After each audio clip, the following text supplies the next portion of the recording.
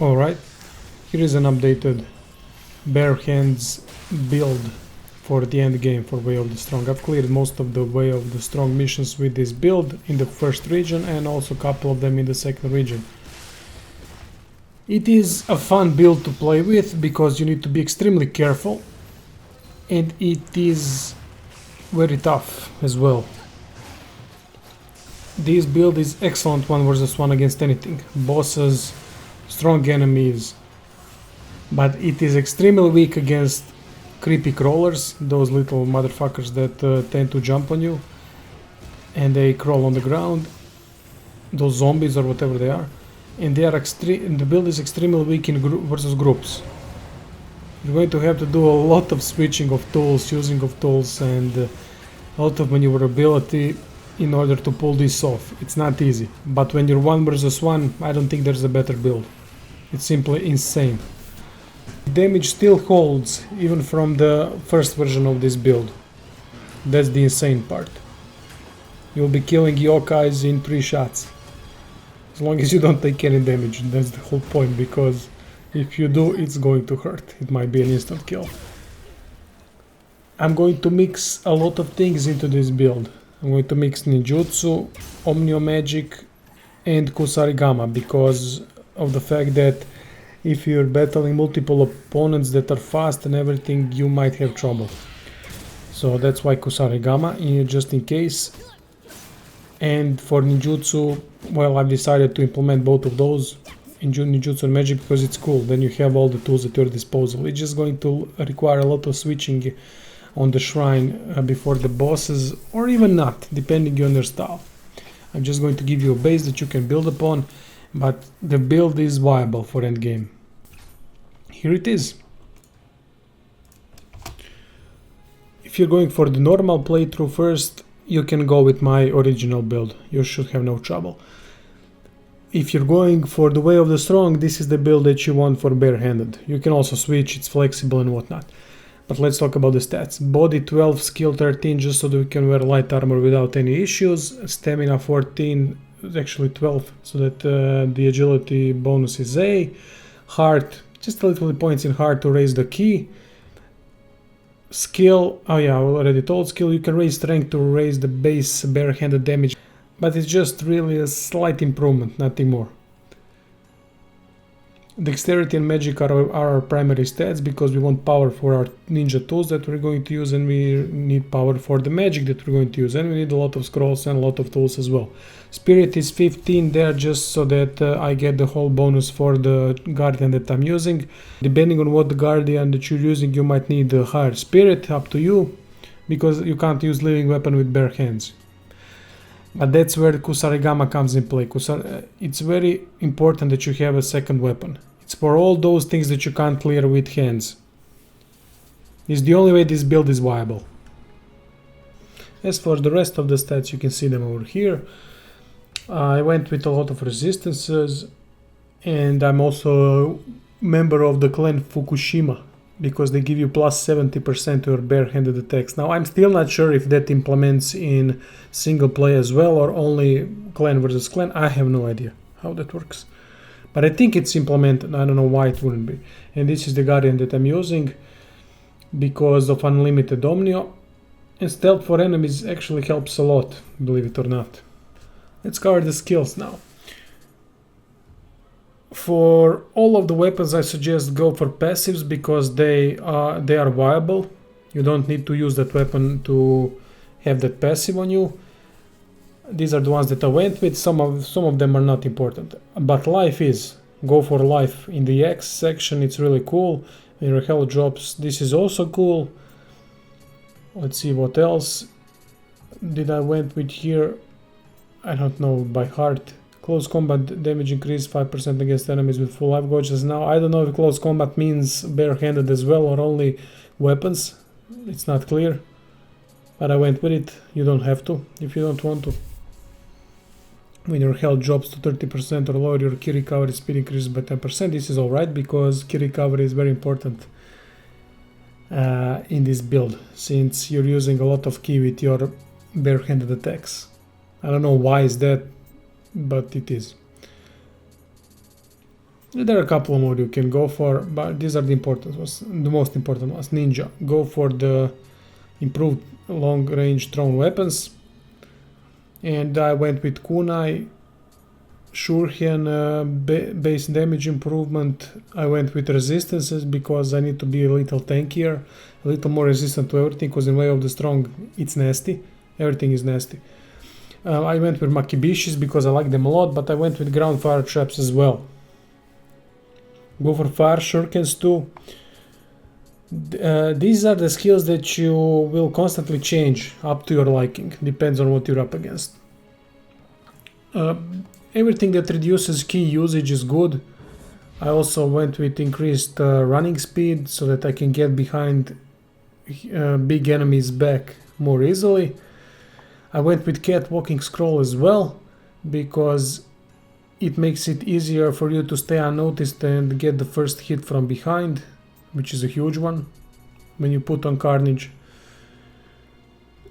As for the Omnio, go for the maximum ninjutsu and go for increased barehanded damage as well. As for Omnio, I went with a mystic card that instantly puts magic on you and that you cast faster magic on enemies. Or the other ones, you can go for Sloth. It's always good against Revenants because Revenants are a huge problem. They are easiest to parry with Sloth, otherwise I don't use it. Actually, I don't use it at all. I even deal with Revenants without it, but it's tough. I want light stuff. Go with some boosts versus Yokai Realm.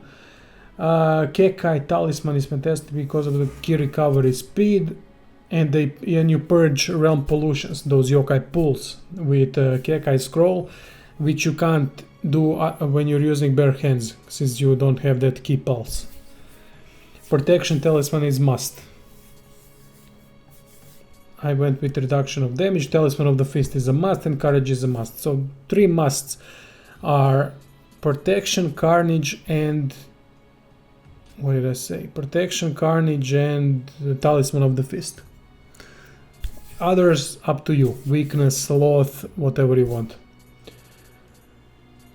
This is Way of the Strong. You don't have to be embarrassed for using Sloth. Go for it. Fuck it. Who's watching anyway? This is my equipment. Now equipment, I went with Yagyu Garb 3 pieces only because it gives you extended parry opening, but I don't think it matters for bare-handed parry, that when you take enemy's weapon and stab them with it. So I don't recommend using that. You can use Igayon in 3 pieces and use Onikibaku Sarigama as your second weapon. That would be a fantastic addition because you would get plus ninjutsu power and some more close combat damage, which is awesome. So don't go for Yagyu Garb. I don't think extend parry opening deal helps with parries, bare-handed parries. As for other stuff, I went with something that would basically everything that has unlimited ninjutsu, unlimited omnio, maybe even better casting speed is also fantastic. Those are the things you should aim for. Evasion key usage is also important, very that you have that on your leg piece. As for the accessories, don't go for damage from behind. Don't go for that. That's useless. Don't go. It actually reduces the damage you're taking from behind. It doesn't mean that you're going to do increased damage from behind. That was my mistake in previous videos, and I apologize for that. What you should go for here is unlimited ninjutsu or unlimited omnio. Definitely one of those two. Maybe even an increase in power. And if they have a change to defense, spirit, or magic, that's awesome because you're going to get buffed defense-wise. As for the other things, let's see, what should we cover next? Yeah, let's go for the Guardians. Oh yeah, Ready Jutsu. That's where this comes in play, where this whole build comes together. You see my item shortcut on the right side. The thing that I'm changing only is Weakness Talisman and Makibishis if they're not relevant. I switch Weakness Talisman with either Kekai or with Ground Fire Traps. Makibishis as well, you can switch with Kekai or Ground Fire Traps. You can also add something that you want, doesn't matter. But these are the things that you're going to be switching constantly. Depending if you're clearing normal mobs, if you're going to just towards the boss. If you're doing that, catwalking is a must. Catwalking is fantastic. If you're going for the boss, not against the boss, but if you're just clearing the path towards him. If you're going against the boss, then catwalking is irrelevant and you switch it in the nearest shrine for something else. But these are the item shortcuts that I'm using. Keep ahead of the curve, always try to change things. It's going to help you a lot and you'll become a lot better player. That's what I can guarantee you. The couple of options here are Akomori or Hinezumi. Both of those give boosts to Ninjutsu, unlimited Ninjutsu or unlimited Domnio. And these are the ones that you should choose. Or you can come up with something your own. Up to you. Now for the fun part, fighting and how this build holds. This boss is a level 200 Twilight Mission boss. And you can see the damage that I'm dealing with hands. And the thing is, it seems like bare-handed damage just goes through defenses like it's nothing. If you use that Carnage and Talisman of the Fist. This wasn't easy, I died a couple of times to kill this boss. But in the end it worked. That's the most important thing, you can do it. You can definitely do it, because it won't get harder than this. As I said, this is level 200 Twilight Mission boss. And my armor piece that I'm wearing right now, the torso piece is level 95. Yeah, you heard me right, 95. I need to switch that pronto. My armor is under leveled. Onikiba Kusarigama is good. And the only thing that I need really are Ninjutsu and what's it called? Magic, yeah. All I need those types of combinations and all bosses will drop without any issues whatsoever. You can do it bare-handed, but it's tougher and it's better if you help yourself with these things. And this is the proof that it was a level 200 Twilight mission. You will see now, so that I'm not bullshitting you or anything. Now for Miss Kant in the Deep in the Shadows mission. I think that's the name of the mission. Hino Enma on Way of the Strong. I started the fight by throwing Makibishis immediately on the floor to slow her down just a bit. I know Makibishis are not as powerful as Sloth, but I don't like using Sloth at all anymore. I'm trying to beat everything without it. And so far it's working, even with this build. You can see the damage dealt. Also I have a pretty good counter for her going up in the air. That's kunais. When you throw kunais when she's up in the air, you will do a lot of key damage on her. So I'm just basically spamming the throwables that I have. And when I can, I unleash a couple of devastating hand-to-hand strikes. And I made her look easy as hell, didn't it? I mean, it can't get any easier than this. The beautiful thing about this build is that you have options. You can constantly change at shrines what you want for each boss. For example, you could have gone weakness on her instead of Kekai Talisman. Perfectly viable solution. Or even Sloth, why not? And you would also make the fight an easy affair. It's just your preference, but that's why we went for so many ninja tools and so many magic scrolls. Because you have a lot of points, so why not use them? And it depends on the situation, you might need another one. So that's why you go to shrines, change up, and you can make the fight that was usually very tough a lot easier. This is the big yokai boss. Now, there are two usually these yokai bosses. These are the strongest ones. There's a smaller one as well. The smaller one you can kill in 3 shots on Way of the Strong. But the bigger ones, nope. I needed at least 5.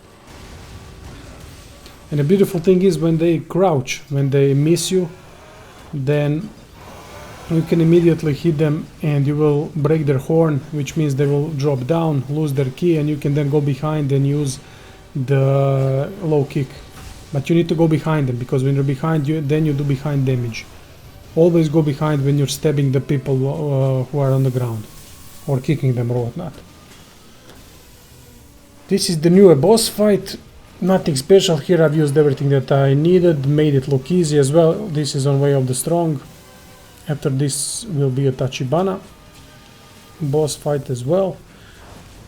Really nothing special here. Now this is the case where Kekai Scroll earns its living, because when you take it, all these pools that this son of a bitch summoned will be cleared immediately when you're running through them. You can see that right now, and it helps a lot, especially because with this build you're going to have key problems. That's why it's a very weak build against groups, which I'm going to show you the last when I was doing a submission on Way of the Strong, which is really nasty. It's nasty even with weapons, but I managed to do it combining Kusarigama and barehanded, because I couldn't do it barehanded. But before we talk about that, this is the fight with Tachibana Muneshige in the same mission as with Nioh boss fight. I didn't manage to get the parry, unfortunately, although I did try a couple of times, then I died and I said fuck it, I don't need to do that. I can even do it. Oh my god, this was 11,000 hit. Holy shit. I didn't even notice when I was fighting him that I did 11,000 hit. Well, that's why I went behind, used the triangle with Carnage and a Talisman of the Fist, and fucking hell, it's beautiful. I mean 11,000 hit. Now it's only 5. Now why was that 11 then? I don't know. Some inner workings of this game are a mystery to me. And you always have your ninja tools to deal with bosses when they are far away, when they are spamming shit. You can just spam shit right back, because yours is more powerful. I can immediately tell you that. Oh, he was about to do that quick draw. He was lucky. Here is the worst situation you can be in with this build. This is impossible to do barehanded, so I needed to switch between my Kusarigamas and my bare hands. Now these skeletons are actually very nasty against your barehanded build. It's okay when you're 1 versus 1, you can just spam and they will constantly stagger and you're fucked. And they're fucked, sorry, not you. But when there's 2 of them or 3 of them, then it's a trouble. Now this is the last section of one submission in Way of the Strong. It is a really nasty fight. You will see a lot of revenants, yokais and whatnot. They will be coming here one by one. I'm constantly switching when I see the chance between my barehanded and my Kusarigama, because barehanded is more powerful, but Kusarigama gives you all those other benefits from wielding a weapon. These are the key pulls, and these are the less key usage, but the damage is not there. And this is where the trouble starts, when the revenants start coming in. It's a nasty situation to be in. I had to switch up to my Kusarigama because I couldn't deal with them on my bare hand, because you need to do the parry successfully. If you don't do the parry successfully, then you're fucked. In order to do the parry successfully, it's much easier to just use sloth on the revenants, then you're okay. But if you don't and you miss, you're immediately screwed. And also the issue is that most of the revenants tend to use quick attacks, which are impossible to parry, because your parry animation is slow. So you can't even get in position to parry before the attack hits you already. But you can see the maneuverability of the build. I'm using ninja tools, I'm slashing with Kusarigama, when I have an opportunity 1 versus 1 I switch to my bare hands, and I constantly dish out damage, I constantly move around, search for my opportunity, and when I see one I immediately take it. But it wasn't easy. This was the toughest part of the whole testing phase. All the boss fights were pretty easy. I lost a couple of times versus White Tiger because I didn't know his moves at all. Still, this was the toughest one. Anyway guys, this is the build. I hope you enjoy it. You're going to need to know at least to average level how to play the game. in order to play with this build in Way of the Strong, because you'll be in a lot of bad situations, but you're going to have the tools to get out of those. You just need to recognize the situation. Thank you guys for watching. I hope you enjoyed the video, and see you in the next build.